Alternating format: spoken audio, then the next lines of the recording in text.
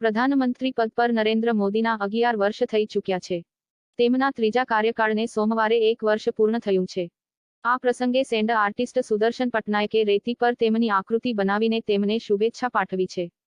વાતચીત દરમિયાન સુદર્શન પટનાયકે કહ્યું, પ્રધાનમંત્રી નરેન્દ્ર મોદીએ 11 વર્ષમાં દેશ માટે જે કર્યું તેને અલગ અલગ ક્ષેત્રના લોકો પોતપોતાની રીતે સેલિબ્રેટ કરી રહ્યા છે.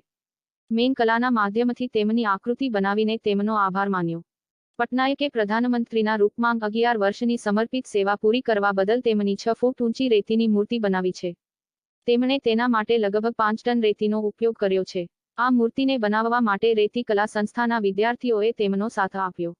પટનાયકે કહ્યું કે આકૃતિમાં એ તમામ યોજનાઓને પણ સ્થાન આપવામાં આવ્યું છે, જેના કારણે દેશે છેલ્લા 11 વર્ષમાં વિકાસની રફતાર પકડી છે.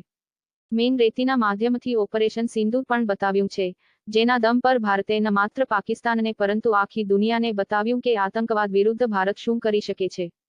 સુદર્શન પટનાયકે રેતી પર પ્રધાનમંત્રીની આકૃતિ બનાવી છે.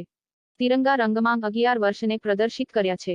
આના પર બ્લુ અને ગોલ્ડન કલરમાં મોદી યુગના 11 વર્ષ લખ્યું છે. આકૃતિને જર્ની ટુ વિકસિત ભારત ટાઇટલ આપ્યું છે. આ સિવાય રેતી પર પ્રધાનમંત્રી જનધન યોજના, digital India, PM Kisan Samman Nidhi યોજના, પીએમ વિશ્વકર્મા કૌશલ સન્માન, મેક ઇન ઇન્ડિયા, મુદ્રા યોજના, ઓપરેશન સિંદૂર અને યુપીઆઈની આકૃતિ બનાવી છે. પટનાયકે કહ્યું, આ સંદેશ ફક્ત રેતી પર બનાવેલા શિલ્પ જેવો નથી, પરંતુ પ્રગતિ અને વિકસિત ભારતના સહિયારા સ્વપ્નનું પ્રતીક છે.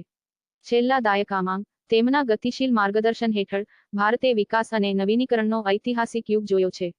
વિશ્વ સ્તરીય માળખાગત સુવિધાઓ અને ક્રાંતિકારી ડિજિટલ પરિવર્તનથી લઈને આર્થિક સુધારાઓ, પાયાના સ્તરે સશક્તિકરણ અને વૈશ્વિક રાજદ્વારી સુધી દેશની પ્રતિષ્ઠા વિશ્વમાં વધી છે.